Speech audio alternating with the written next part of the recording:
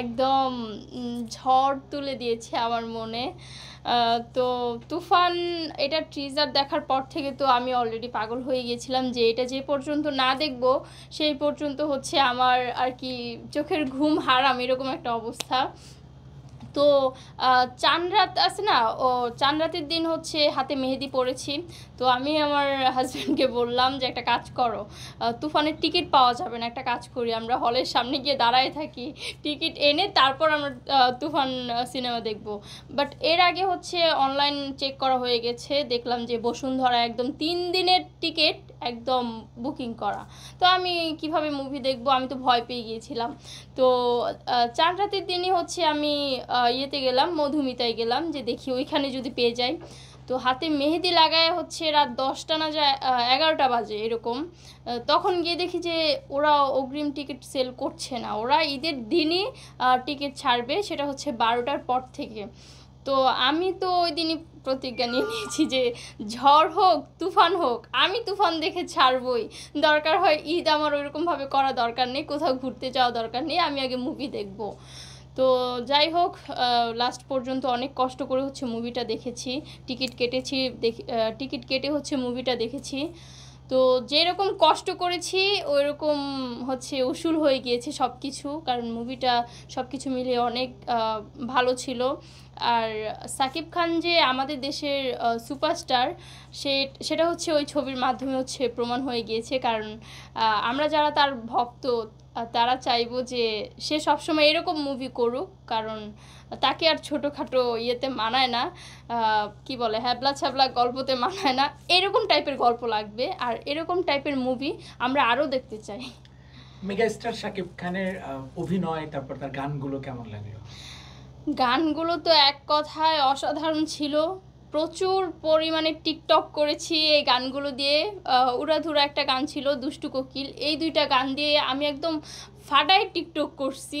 Even হচ্ছে এখনও করতেছি, যেই পর্যন্ত ট্রেন্ডিং না যাবে ওই পর্যন্ত আমি করতেই থাকবো।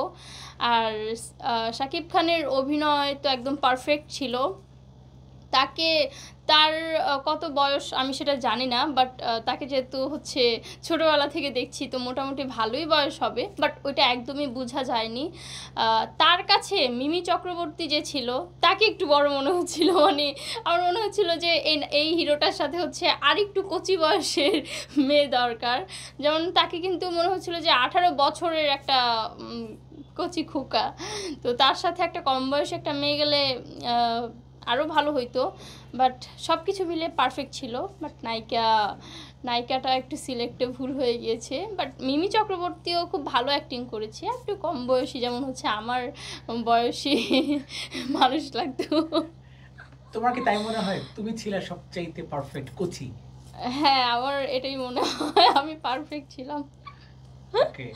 এবং নাবিলা বাংলাদেশের, তিনি অভিনয় করলেন। নাবিলার অভিনয়টা আমার ভালো লাগছে, খুব ভালো লাগছে। হ্যাঁ হ্যাঁ, তারটা ঠিক ছিল। যেমন কালকে একজন আমাকে বলছিল যে নাবিলা ঠিক ছিল, তোমার ফেসের সাথে হচ্ছে নাবিলার ফেস কিছুটা মিল যাচ্ছিল। তো নাবিলা আর তোমাকে নিলে মুভিটা আরও ইয়ে হতো, মানে কালকে আমাকে একজন বলছিল। তো আমি বললাম যে ভাই থাক, যখন ভাগ্যে লেখা থাকবে যে এরকম আমার হতে হবে তখন সেটা অবশ্যই হবে। হয়তো ভাগ্যে ছিল না তাই আমাকে ছবিতে ডাকেনি, বাট ছবি সব কিছু মিলে ভালো ছিল। তুমি শাকিব খানের নায়িকা হিসেবে কল্পনা করছিলে নিশ্চয়ই যে একদম ফাটায় দিতাম, এরকম হ্যাঁ ব্যাপার ছিল না? হ্যাঁ হ্যাঁ, আমি তো এটাই ভাবছিলাম যে আমি যদি এটাই যেতে পারতাম, মানে কোনো কিছুর কমতি রাখতাম না, একদম ফাটায় পারফরমেন্স করতাম। রাইট।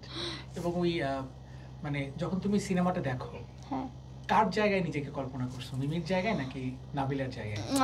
অবভিয়াসলি সেটা মিমির জায়গায়, কারণ তুফান যে ক্যারেক্টার, আমি অলওয়েজ চাইতাম যে আমার এরকম টাইপের একটা হিরো রিয়েল লাইফে হবে। তো ওই হিরোর ইয়েটাই ভালো ছিল, মিমির সাথে একটু রোমান্টিক ছিল। তো আমার মনে হয়েছে যে মিমির জায়গায় আমি থাকলে ভালো হইতো। রাইট। তুফান কয়বার দেখছো? তুফান হচ্ছে অলরেডি 2বার দেখা শেষ, আবার যাব। কেন, মানে এত দেখবা কেন? কারণ হচ্ছে আমার এই লুকটা মানে অনেক ভালো লাগছিল, মনে হচ্ছিল যে শাকিব খান আমার সাথে অ্যাক্টিং করতেছে, আবার এরকম মনে হচ্ছিল। তো আর এখানে যে লুকটা সেটা দেখে যে কোনো মেয়ে হচ্ছে তাকে কাছে পাইতে যাবে আর হচ্ছে ক্রাশ খাবে এরকম ব্যাপারটা। তো এই জন্য মনে হয় যে আমার বারে বারে এটা দেখা উচিত। বাহ, কখনো তুমি স্বপ্নে শাকিব খানের সাথে অভিনয় করছো বা হ্যাঁ, ফিল হয়? এটা হচ্ছে ২-১ বার হয়েছে যে আমাকে মুভির জন্য সাইনিং করা হয়েছে। সেটার হিরো কে থাকবে কেউ আমাকে বলতেছে না। পরে গিয়ে শুনি যে সেটার হিরো হচ্ছে শাকিব খান। পরে তো আমি খুশি দিয়ে এক লাফ দিয়ে উঠি। বাট এক লাফটা যখন দেই তখনই আমার স্বপ্ন শেষ হয়ে যায়। এর আগে পরে কি হয় সেটা আর আমি দেখতে পারি ওই না। লাভটা যখন দাও তোমার হাজবেন্ডের উপর পড়ো। মানে যে জায়গায় আমার শাকিব খানের সরি মানে যেই জায়গায় আমার মুভিতে ঝাঁপানোর কথা ছিল সেই জায়গায় হচ্ছে আমি আমার হাজবেন্ডের উপর ঝাঁপাই পড়ি। এই যে তুমি এত হট, তুমি দারুণ দেখতে, তোমার একটু আফসোস হয় না শালা হচ্ছে না কেন শাকিব খান আমারে পায় না খুঁজে? না, তারা তো হচ্ছে যেহেতু আহ, আমি এখন মোটামুটি কম বেশি এখন হচ্ছে সবাই আমাকে চেনে, এটা আমার ভালো লাগে। বাট আমি চাই যে আরও চিনুক, পুরো বাংলাদেশের মানুষ আমাকে চিনুক, আমি এটাই চাই। যেহেতু এরকম হচ্ছে তো দেখছি তো অবশ্যই, বাট যদিও না দেখে থাকে তারপরে বলবো প্লিজ আমাকে একটু দেখেন, আপনার মুভির নায়িকা করে নেন আমাকে। বাংলাদেশে নায়িকার কি সংকট, মিমিকে নিতে হলো?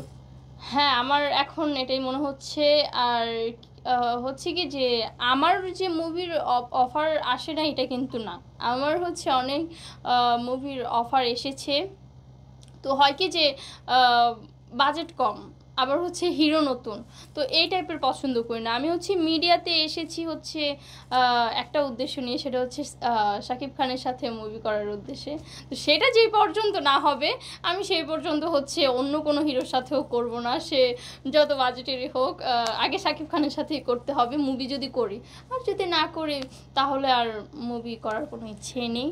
তবে নায়িকা তো অবশ্যই সংকট আছে, এখন যে নায়িকাগুলো আছে বাংলাদেশে আমার মনে হয় যে ওই নায়িকাগুলো থেকে এখন আমি বেস্ট, কারণ তারা একসময় তাদেরকে পাবলিক খাইছে, হ্যাঁ মানে পাবলিক খাইছে বলতে চলছে। চলছে আর কি তারা। কিন্তু এখনকার সময় আপনি বিবেচনা করেন, এখন কিন্তু আর তাদেরকে পাবলিক ওই রকমভাবে নেবে না, কারণ এখন হচ্ছে অনেকে কেউ কোয়ালিটি হারিয়ে ফেলেছে, আবার কেউ হচ্ছে ফেসবুকে মারামারি করে নিজের কোয়ালিটি হারিয়ে ফেলেছে, মানে এরকম একটা অবস্থা। আবার কেউ হচ্ছে পাবলিক পছন্দ করে না, মানে এর সিনেমা হলে আর হলেই যায় না, এরকম একটা অবস্থা।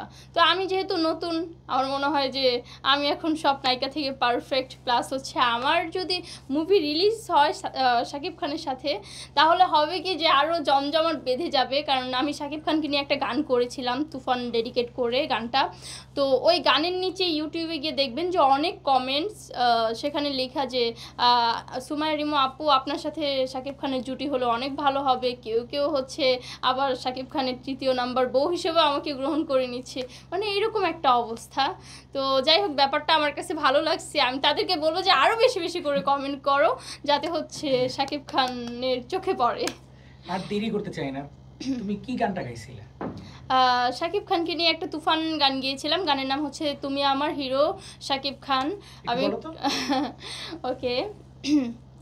আমি তোমার হয়েছি পাগল, ভালোবাসা করো না কবুল, ভাবি না কিছু তুমি ছাড়া, দিয়েছি তোমায় মন প্রাণ, তুমি আমার মনেরই তুফান, তুফান দিয়েছি তোমায় মন প্রাণ, তুমি আমার হিরো শাকিব খান। ও শাবাশ, চমৎকার। আচ্ছা, তুফানের তো দুইটা সং খুবই হিট, হ্যাঁ। একটা গাও না, মানে তোমার কোনটা ভালো লাগে, যেটা গাইতে ভালো লাগে? সে দুইটা গানই তো খুব ভালো। দুইটা গানই গাও, অল্প অল্প করে দুইটা গানই গাও। ওকে। যেই গানই গাবো সেটাই হচ্ছে শাকিব খানকে ডেডিকেট করে। ওকে। থাকলে তুমি আশেপাশে, মনে আমার আবেগ আসে, প্রেমের লাগে বুকটা করে আ আ ও, দুষ্টু কোকিল ডাকে রে কুকু কুকু কুকু কু, মনে বাঁশি বাজে রে কুকু কুকু কু। এরপর উড়াধুরা। ওকে। সখা গো প্রেমে মোর দিও না ধরা, ধরা দিলে তোমার মনে ভাঙ্গা হবে গুড়া গুড়া। তুমি কোন শহরের মাইয়া গো লাগে উড়া ধুরা, তুমি কোন শহরের পোলা গো লাগে উড়া ধুরা। এই উড়াধুরা মেয়েকে শাকিব খান খুঁজে পায় নাই, আফসোস হয় তাই না? আফসোস। যদি আমাকে এই সিনেমায় নেওয়া হতো তাহলে আমি সবসময় হচ্ছে শাকিব খানকে গান শুনতাম, প্লাস হচ্ছে একদম কাঁপায় দিতাম যেটাকে বলে। তুফান 2 আসবে, তুমি কি তুফান 2 কাঁপায় দিতে পারবে? হ্যাঁ অবশ্যই, কারণ আমাকে সুযোগ দেওয়া হচ্ছে না। এরকম সুন্দরী একটা মেয়েকে সুযোগ কেন দেওয়া হচ্ছে না? এখন আমি একটা কথা বলি, এখন কমেন্টসে হচ্ছে অনেকেই বলবে যে মেয়েটা হয়তো নিজেকে নিয়ে অহংকার করে, বাট এটা অহংকার না। যেমন প্রত্যেকটা মানুষকেই কিন্তু আল্লাহ তাআলা খুব সুন্দর করে বানিয়েছে। ইভেন আমার কেন জানি মনে হয় যে আমার ভিতরে এমন একটা কিছু আছে, মানে আমি পারবো, মানে আমার সবসময় এরকম কিছুই স্বাভাবিক। কিন্তু অভিনয়টাও কিন্তু গুরুত্বপূর্ণ। শাকিব তো অভিনয় দুর্দান্ত, হ্যাঁ বিশেষ করে তুফানে। হ্যাঁ হ্যাঁ যদি অভিনয় গল্প না থাকে তাহলে তার লুকস, শাকিবের যে লুকস, হ্যাঁ। এখনো কি মনে হয় যে শাকিব খানের মতো কোনো নায়ক আছে বা পাইছে বাংলাদেশ? না না, শাকিব খানের পরে তো কোনো যদিও কেউ হয় তাহলে হচ্ছে সেটা অনেক দক্ষতা লাগবে, আর এরকম শাকিব খানের মতো ধৈর্যও লাগবে।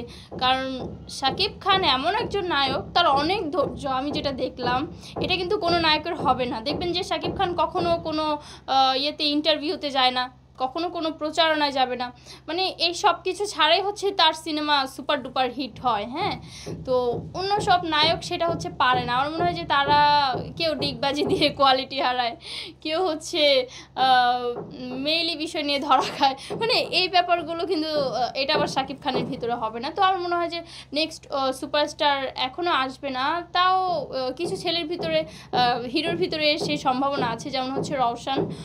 সে কিন্তু খুব ভালো, তাকে যদি ওই রকম ক্যারেক্টার দেওয়া হয়, ওই রকম গল্প দেওয়া হয়, আমার মনে হয় যে সেও পারবে। বাট শাকিব খানের যে কথাটা, অবশ্যই